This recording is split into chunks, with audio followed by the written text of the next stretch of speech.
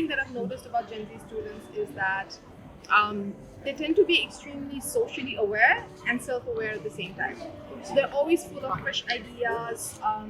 They always have an opinion on things, which I absolutely love. That's one thing I've observed and loved about them. Because in the past, you used to have your teacher and you used to have your textbook, and those were your only sources of knowledge, right? But gone are those days. Now students have all kinds of information available to them at their fingertips. So the teacher is no longer required to be the oracle that carries all answers to every question.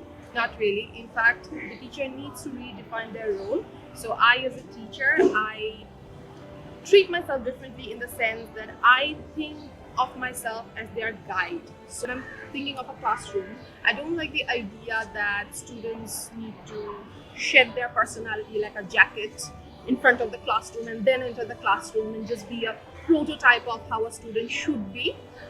Rather, I want them to bring their history, to bring their dynamic personalities into the classroom.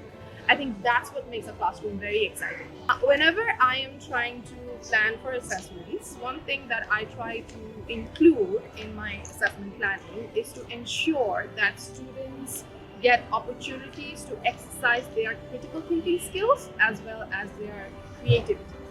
So I try to marry both these things when I am planning for assessment. Give freedom to your students to be who they are and create opportunities for them to share their ideas, their knowledge.